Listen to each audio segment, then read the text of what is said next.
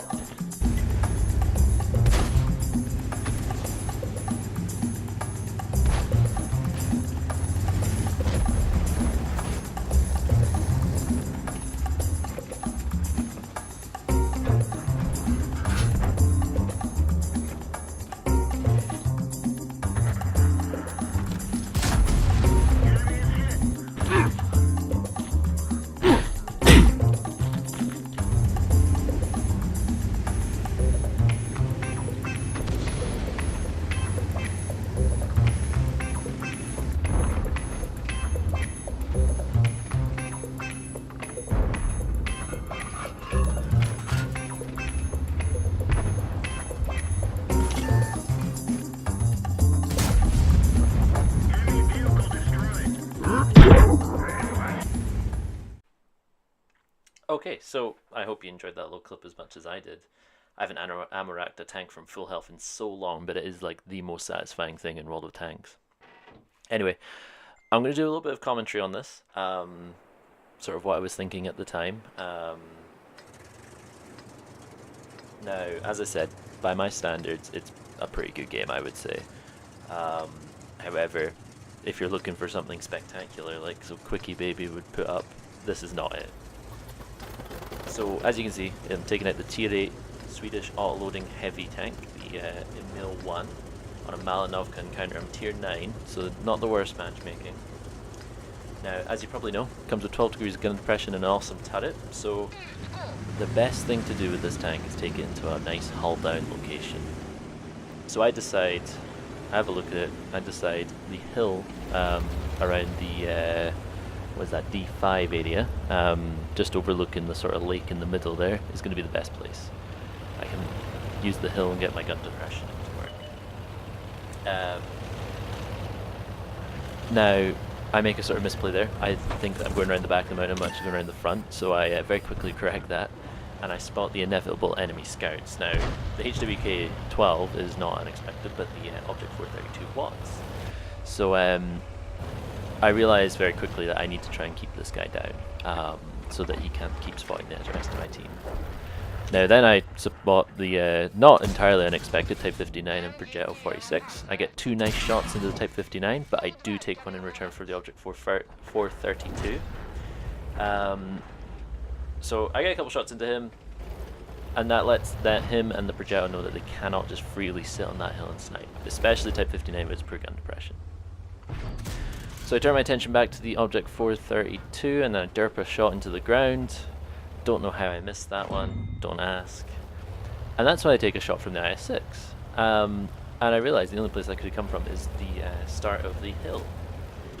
Now, that makes me hesitate, because 390 health is a lot of damage to lose. But the IS-6 is not a sniper with that derpy Russian gun. So he just consistently feeds shots into my turret and I get a lot of damage blocked. So I'm keeping looking around, I'm trying to decide whether or not to go for a reload, and I think I do start reloading in a second. I take a big shot from the VK-101. That's into the side of my turret. I should spin the camera around just now, as it disappears because I've got too many shots on my turret. But as you can see, the side plates are very well angled, but as soon as you turn your turret, they normalize the angle and it's very easy to penetrate. Now, of course, it's sod's law that as soon as I start reloading, the IS-6 gets spotted. The IS-6 used to be a very heavily armoured tank, but these days with most guns at tier 8, you're not going to struggle to go through it. I eventually reload though, I get aimed right in on the IS-6 and I start to unload. First shot dips into the ground, of course. Second shot hits true, must have killed his driver. Third shot dips, obviously. He keeps bouncing shots off me, and fourth shot hits and does damage. So 2 out of 4, not bad. But at this point I'm still getting pretty frustrated. I feel pinned down by the IS-6 and the VK. I want to try and get some more damage out for my team, but I just can't without losing all my health. So I go for the reload, and that's when I start looking at the map. So there's only a Moisin left on the hill. Other than that, our team have got it. So I'm pretty confident that once this IS-6 is out of the way, that I'll be able to have my way with the Object 432 and like the Progetto and the Type 59. But the IS-6 is still there. Now, I see that FCM50T, and don't worry, I don't forget about that, but he does surprise me a little bit. So I've reloaded, and I start firing again on the IS-6. And it doesn't go entirely as I wanted it to. I miss one shot, and one hits the armor and bounces off, and again, I get 2 out of 4, frustratingly leaving him on less than 100 hit points. But our team now has the hill. But at this point we are still actually losing, we're 1 tank down. But that's very quickly evened out by the death of the IS-6, so that's fine. I finally can move forward without being worried about getting shot in the side. But that's right about when the FCM50T appears. I pull forward and try and take a shot at this guy, then I remember that the Type 59 might be there, and the wild FCM50T appears. So I put a shot into him, pull back, put a shot into him, but then so does the rest of my team, so he dies very quickly.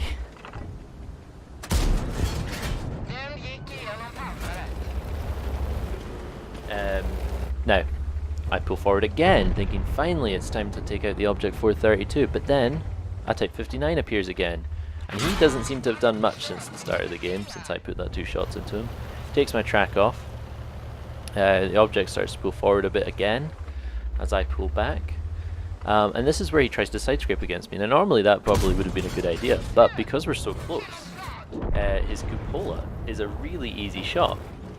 He moves around the corner to try, after I fire, to try and get a shot into me, but T-32 takes him out from the hill.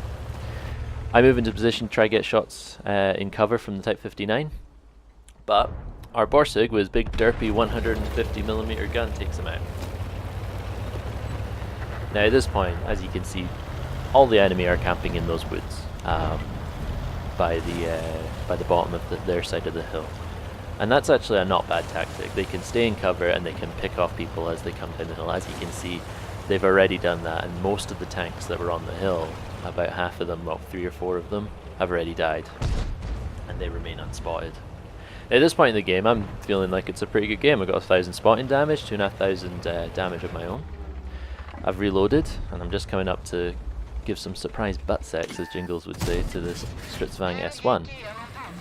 Now, I don't know how I bounced that shot, because I should be able to easily overmatch the Stritzvang's armor, because he only has 30mm and I have a 105mm gun. Any gun that's 91mm or higher should be able to overmatch it, but apparently not. There must be a bit of added armor or something there. Anyway.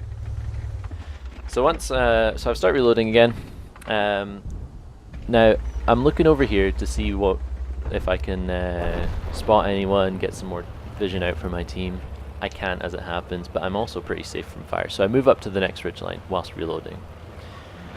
And that's when I spot the Jagdtiger just over the hill here. And he is side on to me, which is great. The Jagdtiger is quite difficult to kill from the front with some guns, but from the side it only has 80mm of armor. So I managed to get 3 shots into him, one into the upper, one firing up into his lower plate.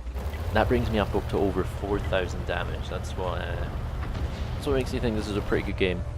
Now at 1 shot left, I go for the reload, and of course, the Scorpion G appears and gives me a full shot at him, but I'm reloading. Now you might be wondering, we haven't seen much of the artillery in this game, and that's about a change. Never actually crossed my mind at the time about artillery, because he hadn't fired at me, so I didn't think to be artillery safe, but he takes 470 damage off.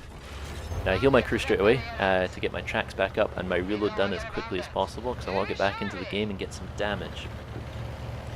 At this point I move back round because I know that I'm not going to have much luck just trying to push over that hill. I move around to the side and see if I can't spot anyone through these bushes.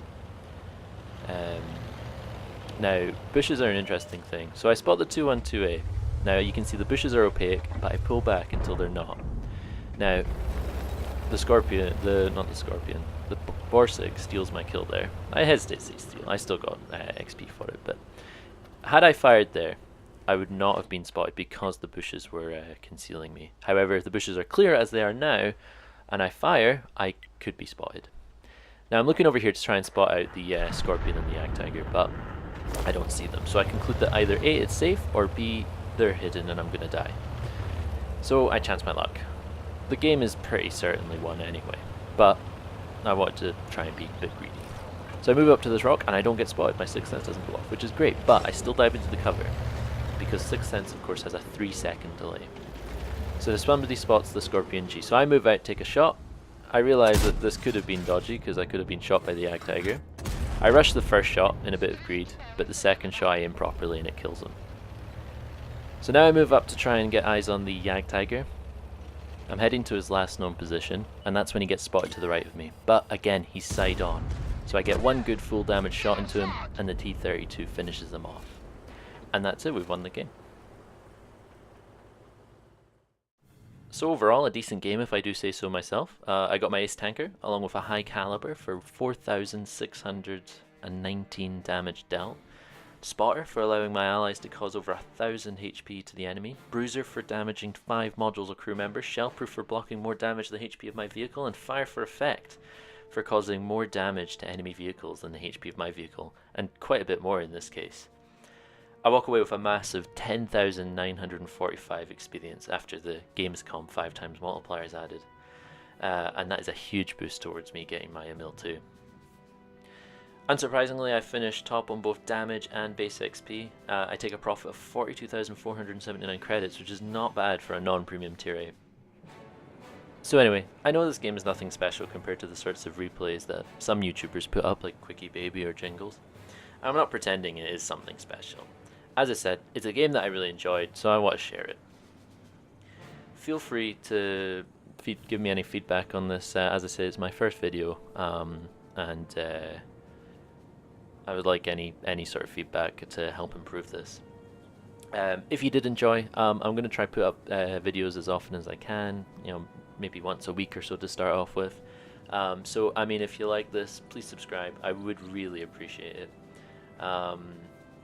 Now I do also do streaming. I'll leave a link to that in my in the description down below. I tend to stream 2 or 3 times a week, couple times a week, which is usually World of Tanks, but sometimes I play other things as well. I do also have a Twitter page as well, so I'll leave that there. I'd usually put up when I'm going to be streaming, and so on. But that's it. So thank you very much for watching if you have, and have a great day.